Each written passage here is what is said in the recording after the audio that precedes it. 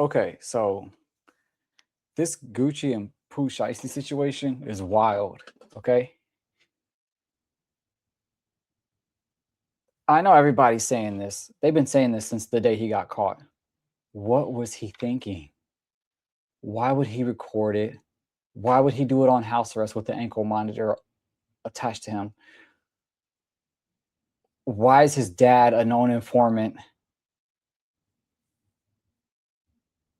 Did he really just bank on the fact that Gucci wasn't gonna snitch? And this is a topic that gets diluted a lot in the streets. I'm not in the streets, was very briefly in the streets. So a lot of people go, oh, listen, in my opinion,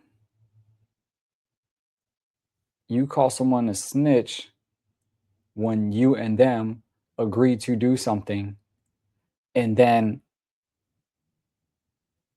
you guys do it and somebody gets caught, and then that person tells. That is a snitch. You are a snitch if you are at war with someone and the other side kills you and you tell on them. That is snitching.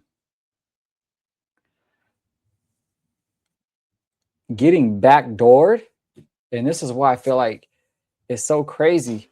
Everybody expects you to stay solid, but you got backdoored by your own homie. Maybe they weren't the best of friends, but how do you? Okay, it's one thing if he's like, "Yo, just sign the contract over," but apparently he took his manhood too. He robbed him, stripped him, did all type of stuff, and for what? Why'd you have to rob him, strip him, pistol whip him, all that stuff? Look at the dad in the background. Is there a marker on here? I could draw a mark. Look at the dad in the background. Look, this is the contract. That's the contract.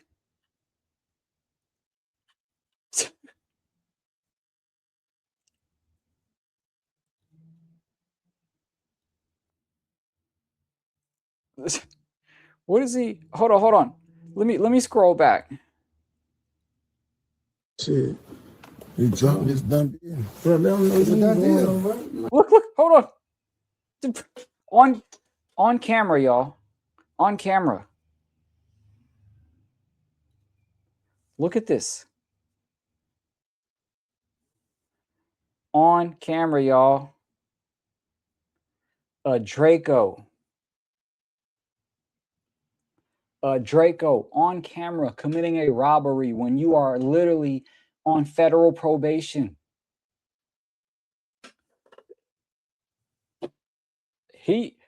Maybe he's not as dumb as he thinks. Maybe he just trusted Gucci not to tell on him. But guess what? You had Gucci security team. You had the cameraman. That was such a hot situation. What are you doing? This is crazy. Hold on. This is nuts, man. Let's watch the whole thing. Let them know you dropping me. I'll drop you. No, say it. Who should I say drop from 1017? Shout out to real nigga ain't never did no police shit or none of that, bro. Tell them what's going on. Bro, we just did that. That's done. What you do? You drop. You said you want to be dropped, you drop. You signed the paper and It's done. Shit, what shit? You dropped this done deal. Bro, let them know. That's crazy.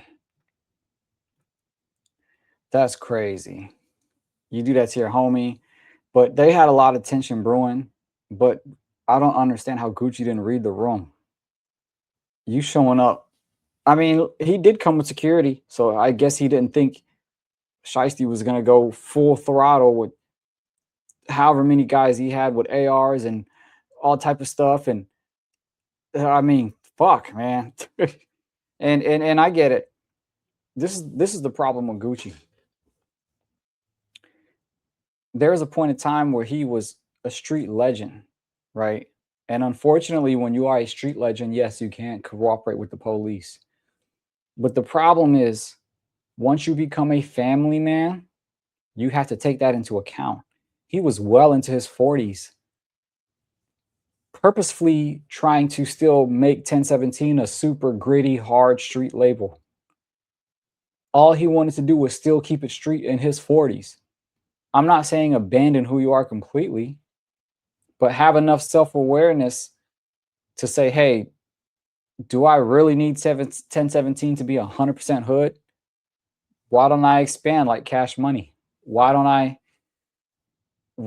you know, so many other labels, they didn't just, and this isn't a takeaway from all the people he signed, but I feel like he was still trying to hang with the young guys. He did a song with Lil Durk talking about smoking Pookie Low.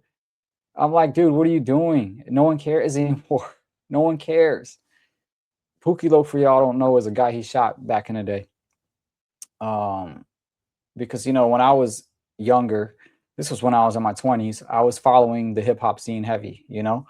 And yeah, Pookie Loc is a guy that Gucci Mane shot in self-defense. And everybody praised him for it.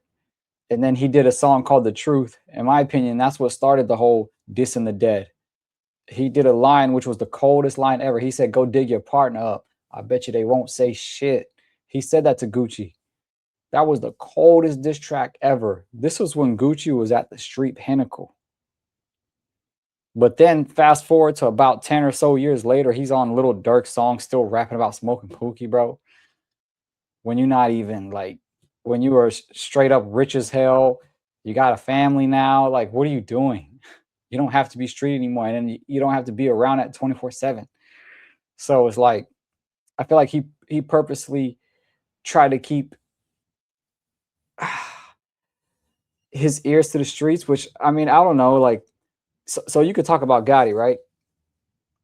He's another executive, which probably don't need to be in the streets, but like, they have so many problems in their own city. I get it if Gucci was like in his own city, still engaging with certain shit that they can't let go. This like Dolph and Gotti were back in Memphis. But you not into it with nobody right now.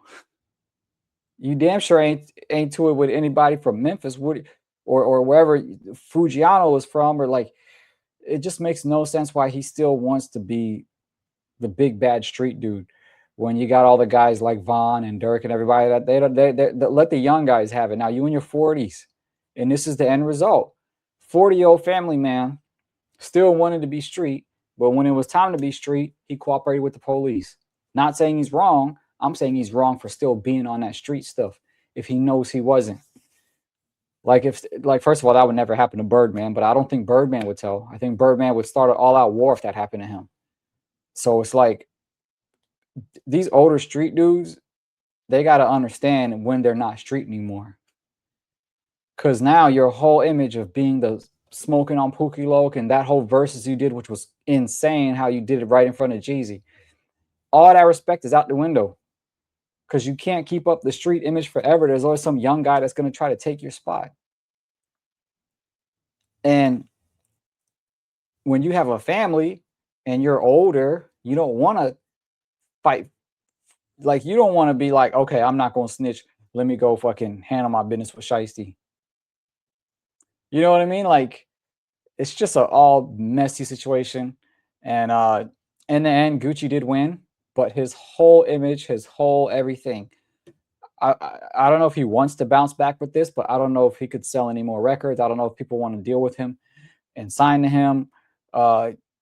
It just all fell off with this. And as for Shiesty, he's in jail for life. He's going to be in jail for life.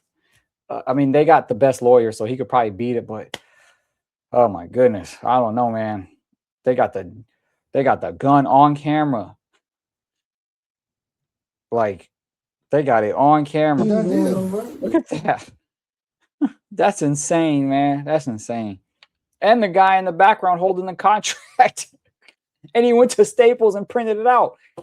Come on, y'all. Come on. That's crazy. So that's my video for the day. That will be in the video section. Now back to doom scrolling.